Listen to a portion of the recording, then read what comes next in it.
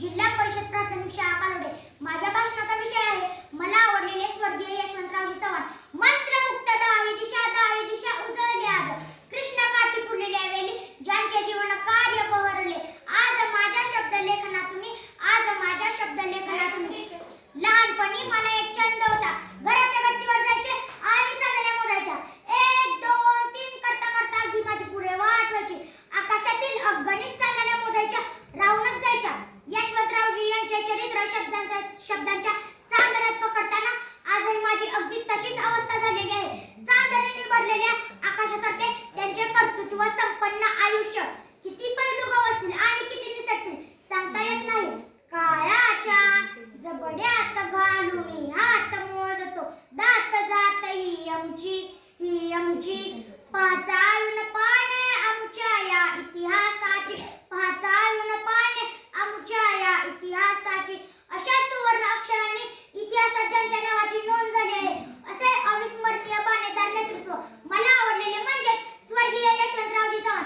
देवराष्ट्र हे सांगली जिल्ह्यातील एक गाव आहे. या गावाचे नाव मोहोक आहे. या गावात देवही आहे आणि राष्ट्रही आहे. त्याच देवराष्ट्रात यशवंतरावांचा जन्म झाला. ती तारीख होती 12 मार्च 1913. देवराष्ट्र हे यशवंतरावांचे आजोळ. त्यांचे बालपण देवराष्ट्रातच गेले. शाळेचा श्री गणेशही देवराष्ट्राच्या शाळेतच गिरवला. तेथेच ते हुंदडणे, खेळणे, विहिरीमध्ये पोहणे हे त्यांचे बालपणातील आवडते छंद. यशवंतरावांचे पूर्ण नाव यशवंतराव बळवंतराव चव्हाण.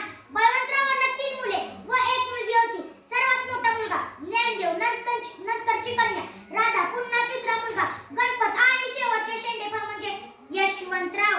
कनखर देशा राकट देशा फुलांच्याही देशा प्रणाम घ्यावा माझा हा श्री महाराष्ट्र देशा.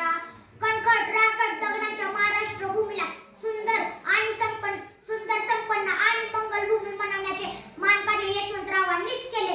म्हणूनच त्यांना महाराष्ट्राचे शिल्पकार म्हणून ओळखले जाते. यशवंतराव अवघ्या 4 वर्षाचे असताना त्यांचे वडील बळवंतराव यांचे प्लेगच्या साथीत निधन झाले. कुटुंबावर दुःखाचा डोंगर कोसळला. माहेरात किती दिवस राहायचे म्हणून यशवंतरावांच्या आईने विठाईने कराडला भाड्याची खोली घेतली. मुलांना घेऊन त्या कराडातच राहू लागल्या. विठाई स्वतः निरक्षर होत्या पण त्यांना शिक्षणाचे महत्त्व माहित होते. मुलांच्या शिक्षणाकडे त्यांचे लक्ष होते. म्हणूनच त्यांनी कराड न सोडण्याचा निर्णय घेतला. पतीचे निधन झाले तरी त्या डगमगल्या नाहीत. संकटाच्या वेळी ईश्वर आपल्या पाठीशी असतो हीच त्यांची धारणा होती. गणपतराव व यशवंतराव कराडच्या शाळेत शिकू लागले. 1927 साली ते 7वीची परीक्षा पास झाले. ते कराडच्या टिळक हायस्कूलमध्ये शिकू लागले. त्यांना वाचनाची आवड होती. वर्तमानपत्रे वाचून यशवंतरावांना देशाच्या राजकीय पटलावर काय चालले हे समजे. त्याच सुमारास पुण्याच्या नूतन मराठी विद्यालयाने भाषणाची स्पर्धा आयोजित केली. यशवंतरावांनी त्यात भाग घेतला पण प्रवासाला पैसे नव्हते म्हणून बटाणे गुरुजी यांनी प्रवास खर्च करण्याचे मान्य केले.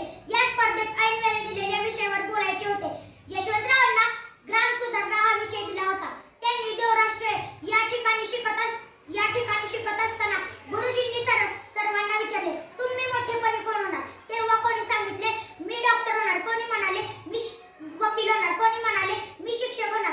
तेव्हा यशवंतराव पुढे आले व आत्मविश्वासाने म्हणाले मी मोठा झाल्यावर यशवंतरावच होणार. आपल्या कर्तृत्वाने राज्यातच नव्हे तर देशात आपले नाव उंचावणारे यशवंतराव चव्हाण हे बालपणापासूनच एक विचारी, विवेकी, बहुआयामी व्यक्तिमत्व होते. अतिशय खडतर परिस्थितीतून त्यांनी स्वतःचे कर्तृत्व घडवले होते. गरिबी म्हणजे काय, संघर्ष म्हणजे काय हे त्यांनी बालपणापासूनच अनुभवले होते. आपल्या